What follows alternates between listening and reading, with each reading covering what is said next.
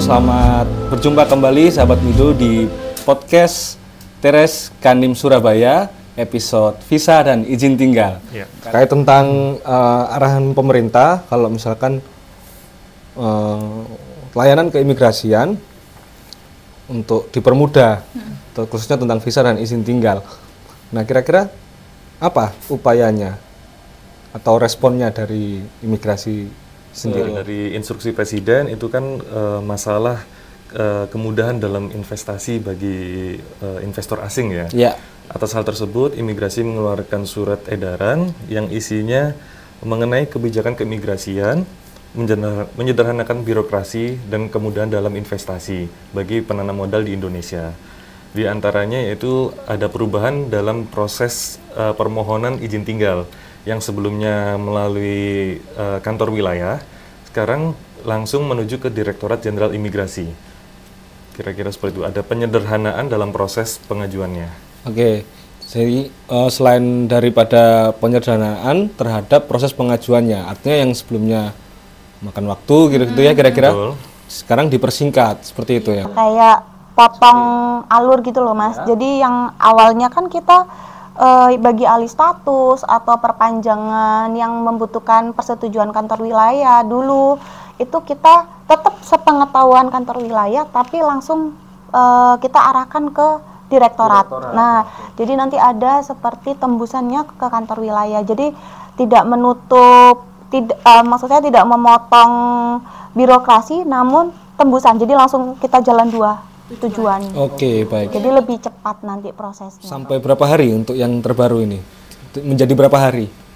Nah, ini ya yang benar-benar sebuah inovasi yang dikeluarkan dari Direktorat Jenderal Imigrasi, karena sebelumnya ini kita kan membutuhkan beberapa waktu untuk pembuatan surat sampai kantor wilayah, itu sekitar memakan waktu 1 minggu. Tapi kalau yang kali ini kita harus wajib banget setelah foto itu harus surat itu sudah dikirim ke Jakarta. Jadi pengurusan di total dapat persetujuan sekitar 5 hari kerja. Sekitar 5 hari kerja. Jadi dia masukin berkas, nanti dia langsung bayar, 2 hari berikutnya dia datang untuk foto. Pada hari itu kita buat suratnya juga, nanti dia surat itu akan kami kirim ke Jakarta, nanti dari Jakarta pun akan membuat surat persetujuan yang dikeluarkan oleh mereka. Nanti surat itu akan kami proses 1 hari setelah surat itu. Oke, keren sekali ya. Jadi awalnya yang berminggu-minggu cukup 5 hari aja ya. Iya. Oke, nah itu sudah efektif ya berlaku di setiap kantor ya, atau khususnya di Surabaya deh. Surabaya seperti apa? Udah efektif ya? Oke ya Mas ya. Sudah untuk di kantor imigrasi kelas 1 khusus TPI Surabaya sendiri, untuk arahan atas surat edaran tersebut sudah dilaksanakan. Untuk prosesnya sendiri seperti dijelaskan oleh Yuswia tadi, pemohon datang 2 hari kerja, kemudian dia sudah melakukan biometrik, kemudian dalam 2 atau 3 hari kemudian dia sudah bisa untuk mengambil izin tinggalnya. Kira-kira seperti itu. Oke, baik. Nah, selain tadi kan di-highlight bahwa untuk investor ya, kemudahannya. Selain itu apakah juga yang diperlakukan sama? Misalkan untuk mahasiswa asing gitu. Kalau untuk mahasiswa asing, setahu saya karena proses dari awal ya, sebelum ada peraturan itu tidak pernah sampai kantor wilayah, kecuali bagi mahasiswa asing yang dari negara rawan. Itu membutuhkan persetujuan dari direktorat memang. Nah, mungkin untuk bagi negara rawan, dari surat ini terbit sampai sekarang ini kayaknya belum ada yang masuk. Dan setahu saya tetap diterapkan peraturan yang sama.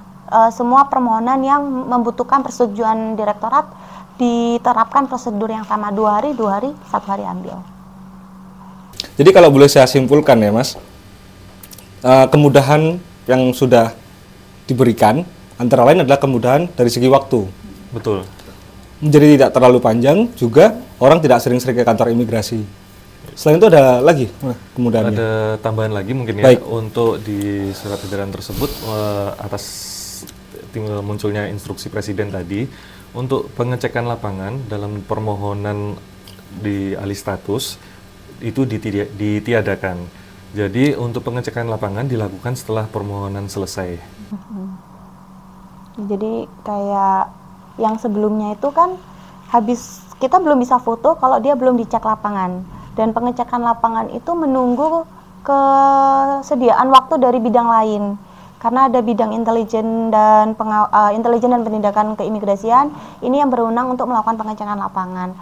Jadi kayak kita memangkas alur yang panjang ini menjadi lebih pendek dan memindah, istilahnya yang cek lapangannya ini ada di tengah-tengah, kita pindah di akhir. Jadi misalnya itasnya udah selesai atau itapnya sudah selesai, monggo silakan bidang ini untuk melakukan cek lapangan. Sekarang yang sudah tidak di itu yang sekarang, yang yang cek lapangan di akhir ini itu yang peraturan yang sekarang.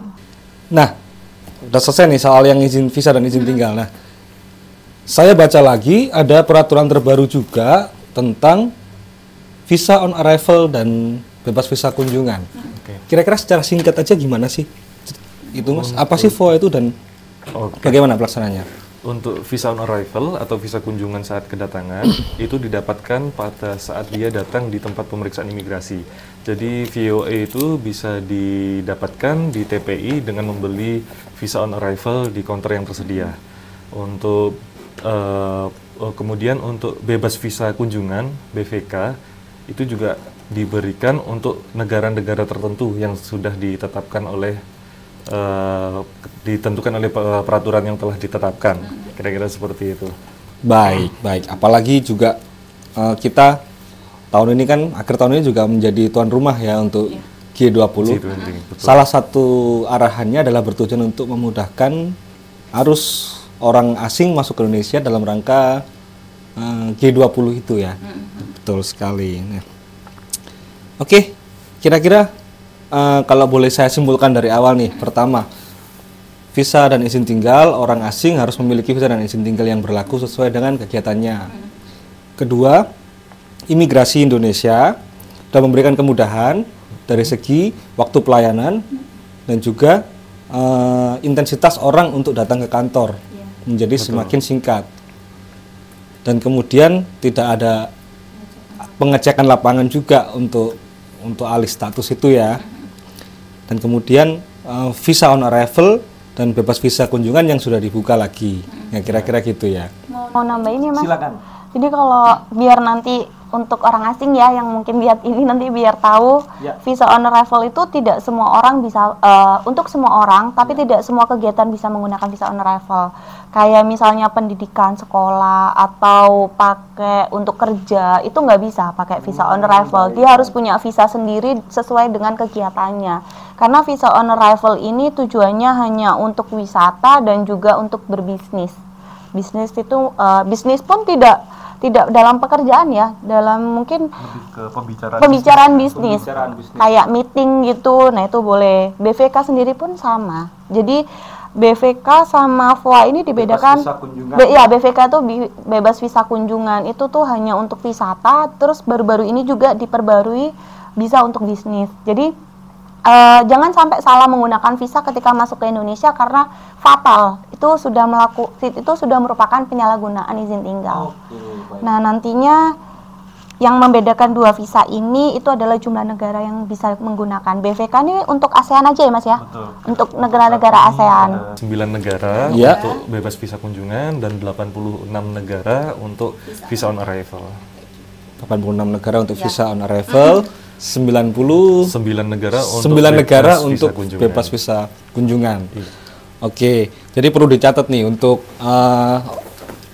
orang asing atau warga negara Indonesia juga yang berkepentingan untuk mendatangkan orang asing, supaya dicatat kepentingannya atau tujuannya di Indonesia seperti apa, lalu kemudian izin tinggalnya dan visanya disesuaikan dengan kegiatannya di sini. Jadi jangan sampai untuk lalai, tidak sesuai dengan tujuannya, sehingga menjadi penyalahgunaan izin tinggal yang tentunya ada resiko tindakan administrasi keimigrasiannya. Seperti itu ya kira-kira ya. Oke, baik. Nah, ini poinnya udah dapat nih semua nih. Kira-kira secara kesimpulan juga sudah saya sampaikan. Kira-kira ada closing statement nggak dari Mas Yogi dan Mbak Yusfia? Mungkin kira-kira kesimpulannya seperti ini ya. Untuk orang asing yang berada di Indonesia harus tahu ya untuk hak dan kewajibannya dan harus menyesuaikan dengan visa dan izin tinggalnya sesuai dengan kegiatan dia selama berada di wilayah Indonesia. Kemudian untuk kira-kira untuk orang asing nih yang masih ingin ada pertanyaan mungkin bisa kontak langsung ke sosial media Kanim Surabaya, mungkin di Instagram imi_Surabaya. Baik. Itu sih sama. Oke, sama. Jadi kalau boleh saya ulang lagi ya nih. Oke. Jangan ragu untuk konsultasi, Betul. bertanya-tanya di kantor imigrasi Surabaya melalui hotline ataupun DM di Instagram @imi_Surabaya. Sehingga warga negara asing atau orang asing yang datang juga penjaminnya juga akan nyaman karena izin tinggalnya sudah jelas dan sesuai dengan aturan, kira-kira gitu ya. Betul. Oke, baik. Oke, sahabat Mido, itu tadi bincang-bincang singkat saya dengan rekan-rekan analis keimigrasian dari seksi izin tinggal keimigrasian Kantor Imigrasi Surabaya tentang visa dan izin tinggal. Dan jangan lupa terus saksikan serial podcast Teres Kanim Surabaya karena di episode ke depan akan ada pembicaraan, bincang-bincang lagi dengan narasumber-narasumber dari berbagai bidang terkait. Oke, terima kasih. Sekian dari saya. Salam Nyaliwani.